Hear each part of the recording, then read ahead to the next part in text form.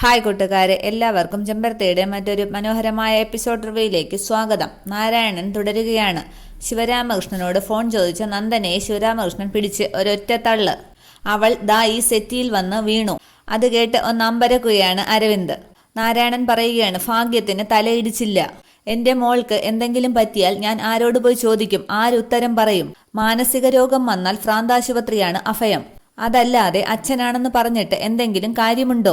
ആദ്യമായിട്ടല്ല ഇത്, പല പ്രാവശ്യമായി ഇദ്ദേഹം എന്റെ മകളെ ഉപദ്രവിക്കുന്നുണ്ട്.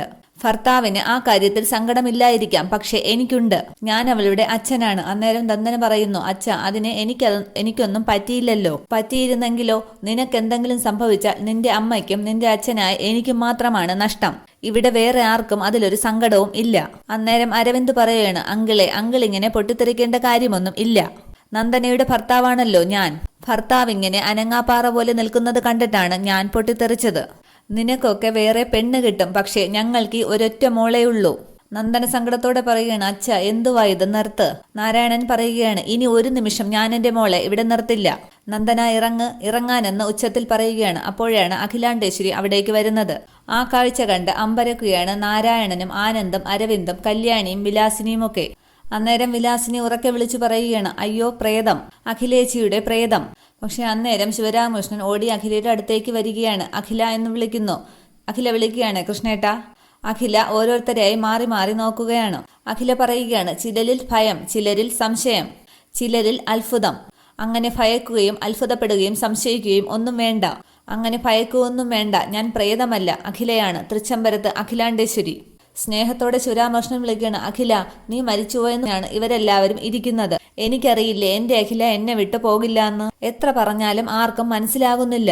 ദാ ഇപ്പൊ എല്ലാവർക്കും മനസ്സിലായില്ലേ ഞാൻ പറഞ്ഞത് ശരിയാണെന്ന്, എനിക്ക് ഭ്രാന്തില്ലാന്ന് എന്നൊക്കെ സന്തോഷത്തോടെ പറയുകയാണ് ശിവരാമകൃഷ്ണൻ. അഖില പറയുകയാണ്, എല്ലാം ഗുരുജി പറഞ്ഞിരുന്നോ കൃഷ്ണേട്ട? ശിവരാമകൃഷ്ണൻ പറയുകയാണ്, അഖില നീ ഫോൺ ചെയ്തതിനെ ചൊല്ലി ഇവിടെ ഒരു തർക്കം നടക്കുമായിരുന്നു.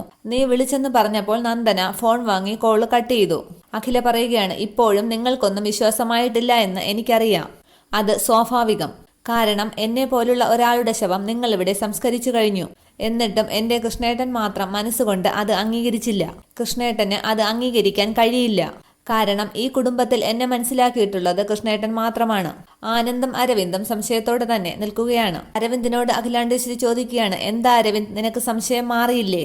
മോനെ, ഞാൻ നിന്റെ അമ്മ തന്നെയാണ്. എല്ലാം വിശദമായിട്ട് പറയാം.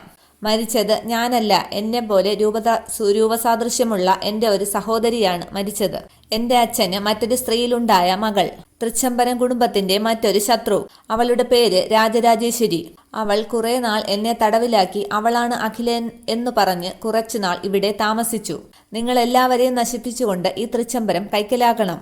എന്നെ ഒരു മുറിയിൽ തടവിലിട്ടിരിക്കുന്നത് ദേ ഇവൾ കണ്ടതാണെന്ന് കല്യാണിയെ ചൂണ്ടി പറയുകയാണ് അഖില. ഇവള് ഒരുപക്ഷെ നിങ്ങളോടൊക്കെ പറഞ്ഞിട്ടുണ്ടാകും, പക്ഷേ നിങ്ങൾ വിശ്വസിച്ചിട്ടുണ്ടാവില്ല.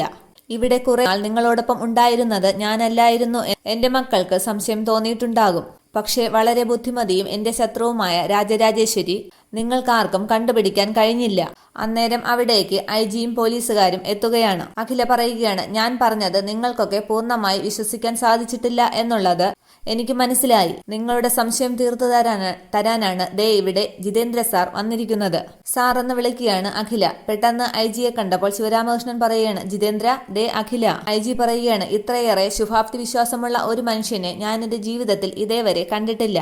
സന്തോഷമുണ്ട് മിസ്റ്റർ ശിവരാമകൃഷ്ണൻ. അഖില തന്നെ വിട്ടുപോകില്ല എന്ന് ഉറച്ചു വിശ്വസിച്ച ഈ മനസ്സുണ്ടല്ലോ, അതാണ് വിശ്വാസം. ഐജി പറയുകയാണ്, നിങ്ങളെപ്പോലെ തന്നെ ഇതിന്റെ പിന്നിലുള്ള സത്യങ്ങൾ തിരിച്ചറിയുന്ന സമയത്ത് ഞാനും കുറെ നേരം പകച്ചു നിന്നുപോയി. എന്നാൽ ആരും ആശ്ചര്യപ്പെടേണ്ടതില്ല. അഖില മേഡം പറഞ്ഞതൊക്കെ 100% സത്യമാണ്. ഈ നിൽക്കുന്നത് നിങ്ങളുടെ എല്ലാം സ്വന്തം തൃച്ചംബരത്ത് അഖിലാണ്ടേശ്വരി തന്നെയാണ്. അന്നേരം എല്ലാവരും ഒരുപോലെ സന്തോഷിക്കുകയാണ്. പക്ഷേ വിലാസിനിയുടെ മുഖത്ത് മാത്രം ആ സന്തോഷം കാണുന്നില്ല. അന്നേരം ആനന്ദ് അഖിലാണ്ടേശ്വരിയുടെ അടുത്തേക്ക് ചെന്ന് കൈപിടിച്ച് അമ്മയെന്ന് സ്നേഹത്തോടെ വിളിക്കുകയാണ്. മോനെ എന്ന് വിളിച്ച് ആനന്ദിനെ കെട്ടിപ്പിടിക്കുകയാണ് അഖില. അന്നേരം സങ്കടപ്പെട്ട് നിൽക്കുന്ന അരവിന്ദിനെയും അടുത്തേക്ക് വിളിക്കുകയാണ് അഖില. അരവിന്ദ് വാ. അമ്മയെന്ന് കണ്ണു നിറഞ്ഞുകൊണ്ട് വിളിക്കുകയാണ് അരവിന്ദ്. അമ്മയും മക്കളുമായി നിൽക്കുന്ന ആ കാഴ്ച കണ്ട് വളരെ സന്തോഷിക്കുകയാണ് കല്യാണിയും നന്ദനയും ശിവരാമകൃഷ്ണനും. ഐജി പറയുകയാണ്, അഖിലാണ്ടേശ്വരിയുടെ അച്ഛന് മറ്റൊരു സ്ത്രീയിൽ ഉണ്ടായ മകളാണ് ഇവിടെ ഉണ്ടായിരുന്ന രാജരാജേശ്വരി. ഒരു ശാപസന്തതിയെന്നോ പാപസന്തതിയെന്നോ ഒക്കെ പറയാം. ഇങ്ങനെ ജനിക്കുന്നവർക്കുണ്ടാവുന്ന ഒരുതരം സ്വാഭാവികമായ ഒരു പ്രതികാരമുണ്ട്. ആ പ്രതികാര കഥയാണ് ഈ തൃച്ചംബരത്ത് കുറെ നാളായി അരങ്ങേറിയത്. അഖില മാഡം കുറച്ചുനാൾ അവരുടെ തടവിലായിരുന്നു. ശിവരാമകൃഷ്ണനെയും മക്കളെയും കൊല്ലണമെന്നും തൃച്ചംബരം തകർക്കണമെന്നുമായിരുന്നു അവരുടെ ലക്ഷ്യം. പക്ഷെ അതിലേക്ക് അവർ എത്തുന്നതിനു മുമ്പ് അഖില മാഡം രക്ഷപ്പെട്ട് തിരിച്ചെത്തി. പക്ഷേ അതിനു മുന്നേ അവർ ലക്ഷ്യം നിറവേറ്റി. ഡ്രൈവർ ദാസിനെ അവർ കൊന്നു. അത് കേട്ട് സങ്കടത്തോടെ ഞെട്ടി നിൽക്കുകയാണ് കല്യാണി. അഖില പറയുകയാണ്, ഞാൻ എന്റെ ഒരു കൂടപ്പിറപ്പിനെ പോലെ കണ്ട ദാസേട്ടനെ ഞാൻ കൊന്നുവെന്ന് ഇവൾ വിശ്വസിച്ചു. എന്റെ മൂത്ത മകനും അങ്ങനെ വിശ്വസിച്ചു. മാപ്പെന്ന് തൊഴുതുകൊണ്ട് പറയുകയാണ് കല്യാണി. IG പറയുകയാണ്, കൊല്ലപ്പെട്ടത് ഇവിടെ ഉണ്ടായിരുന്ന രാജരാജേശ്വരിയാണ്. അവരുടെ ശവശരീരമാണ് വേളിക്കായലിൽ നിന്ന് ഞങ്ങൾ കണ്ടെത്തിയതും ഇവിടെ നിങ്ങൾ സംസ്കരിച്ചതും. രാജരാജേശ്വരിക്ക് വേണ്ട സഹായങ്ങൾ ചെയ്തവരുടെയും അവരെ കൊലപ്പെടുത്തിയവരുടെയും പിറകെ പോലീസുണ്ട്. അത് വിലാസിനിയെ നോക്കി പറയുകയാണ് IG. അവരെയൊക്കെ വളരെ വേഗം തന്നെ ഞങ്ങൾ പിടികൂടും. അഖില പറയുകയാണ്, എന്തുകൊണ്ട് ഈ സത്യം അന്ന് നിങ്ങളോട് പറയാതെ ഞാൻ ഒളിയിൽ പോയി എന്നുള്ളത് നിങ്ങൾ ചോദിച്ചേക്കാം. അതിന്റെ ഉത്തരവും ജിതേന്ദ്രവർമ്മ സാർ തന്നെ പറയും. IG പറയുകയാണ്, മരിച്ചത് രാജരാജേശ്വരിയാണ് എന്നുള്ള സത്യം തെളിയിക്കേണ്ടത് അഖില മാഡത്തിന് ഉണ്ടായിരുന്നു. അല്ലെങ്കിൽ ഞങ്ങൾ വരെ മാഡത്തിനെ അതിന് മാഡം ഉദയഗിരിയിൽ പോയി രാജരാജേശ്വരിയുടെ അമ്മയെ കൂട്ടിക്കൊണ്ടുവന്നു. അതിനാണ് ഇത്രയും ദിവസങ്ങൾ എടുത്തത്. IG ഒരു പോലീസ് ഉദ്യോഗസ്ഥനോട് പറയുകയാണ്, ആ സ്ത്രീയെ കൂട്ടിക്കൊണ്ടുവരൂ. അന്നേരം പോലീസ് രാജരാജേശ്വരിയുടെ അമ്മയെ കൂട്ടിക്കൊണ്ടുവരികയാണ്. IG പറയുകയാണ്, ഇവരാണ് രാജരാജേശ്വരിയുടെ അമ്മ. ഇവർ ഉദയഗിരി എന്ന സ്ഥലത്തുണ്ടായിരുന്നു. അഖില മാഡം പിടികൂടി കൊണ്ടുവന്നതാണ്. IG ചോദിക്കുകയാണ്, നിങ്ങൾ രാജരാജേശ്വരിയുടെ അമ്മയല്ലേ? അതെ സാർ. പേര് പറയൂ. യശോദാറാം. പിന്നീട് IG പറയുകയാണ്, ഇവരെ കൊണ്ടുപോയിക്കോളൂ. IG പറയുകയാണ്, മരണത്തിൽ നിന്ന് അത്ഭുതകരമായി രക്ഷപ്പെടുകയും അതിസാഹസികമായി ഈ കേസ് തെളിയിക്കുകയും ചെയ്തിരിക്കുകയാണ് ഈ അഖില മാഡം. ഞങ്ങൾ പോലീസ് ഉദ്യോഗസ്ഥർക്ക് നന്ദി പറയേണ്ടതുണ്ട് അഖില മാഡത്തോട്. നിങ്ങൾ എല്ലാവരുടെയും സന്തോഷത്തിൽ ഞങ്ങളും പങ്കുചേരുന്നു. എന്നാ ഇറങ്ങട്ടെ എന്ന് പറഞ്ഞ് ശിവരാമകൃഷ്ണന്റെ കൈകൊടുത്ത് ഇറങ്ങുകയാണ് IG. ചേച്ചി എന്ന് പറഞ്ഞ് വിലാസിനി ഓടി അഖിലയുടെ അടുത്തേക്ക് വരികയാണ്. അപ്പോൾ അഖില ചോദിക്കുന്നു, എന്താ ചേച്ചി, ഈ സന്തോഷം എങ്ങനെ പങ്കുവെക്കണമെന്ന് എനിക്കറിയില്ല. ആനന്ദം വരവിന്ദം പുച്ഛത്തോടെ നോക്കുകയാണ് വിലാസിനിയെ. വിലാസിനി പറയുകയാണ്, ചേച്ചി മരിച്ചുവെന്നറിഞ്ഞ് ഞാൻ ഒത്തിരി കരഞ്ഞു.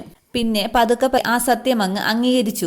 ഇപ്പോതാ എന്റെ ചേച്ചി ജീവനോടെ. അയ്യോ, എങ്ങനെ ഈ സന്തോഷം പറഞ്ഞറിയിക്കുമെന്ന് എനിക്ക് അറിഞ്ഞൂടാ. അന്നേരം നാരായണൻ പറയുകയാണ്, സത്യം, ഞാനും ഇത് തന്നെയാണ് ആലോചിച്ചു നിന്നത്. നന്ദന പറയുകയാണ്, ഇവിടെ ഉണ്ടായിരുന്നത് അഖിലാന്റിയാണോ എന്ന കാര്യത്തിൽ ഏറ്റവും കൂടുതൽ സംശയം ഉണ്ടായിരുന്നത് ആനന്ദിനാണ്, പിന്നെ എനിക്കും. അഖില സ്നേഹത്തോടെ ശിവരാമകൃഷ്ണനെ വിളിക്കുകയാണ്. കൃഷ്ണേട്ട. ശിവരാമകൃഷ്ണൻ വിളിക്കുന്നുണ്ട്. അഖില, നമ്മൾ തമ്മിലുള്ള വിവാഹബന്ധം വെറുമൊരു കരാർ ഉടമ്പടി മാത്രമല്ലെന്നും അത് ഒരു ഹൃദയബന്ധം മാത്രമാണെന്നും ഒരിക്കൽ കൂടി കൃഷ്ണേട്ടൻ തെളിയിച്ചു തന്നിരിക്കുന്നു. എന്നിട്ട് അഖില താലി എടുത്ത് കാണിച്ചിട്ട് ശിവരാമകൃഷ്ണനോട് പറയുകയാണ്, ഇതാണ് കൃഷ്ണേട്ടൻ എന്റെ കഴുത്തിൽ ചാർത്തിയ താലിമാല. ഈ താലിമാല എന്റെ കഴുത്തിൽ ചാർത്തി തന്നത് മറ്റാരുമല്ല, ദൈവമാണ്. ദൈവം. അതാ കൃഷ്ണേട്ടൻ തളരാതിരുന്നത്. വാ കൃഷ്ണേട്ടാന്നും പറഞ്ഞ് ശിവരാമകൃഷ്ണനെയും കൂട്ടി പോവുകയാണ് അഖില. അന്നേരം അഖില കല്യാണിയെ നോക്കി പറയുകയാണ്, ദാസേട്ടനെ കൊന്നത് ഞാനല്ല എന്നറിഞ്ഞപ്പോൾ നിനക്കെന്നോടുള്ള വിരോധം അല്പം മാറിയിട്ടുണ്ടാവില്ലേ? വീണ്ടും തൊഴുകൈയോടെ കല്യാണി പറയുകയാണ്, മാപ്പ്.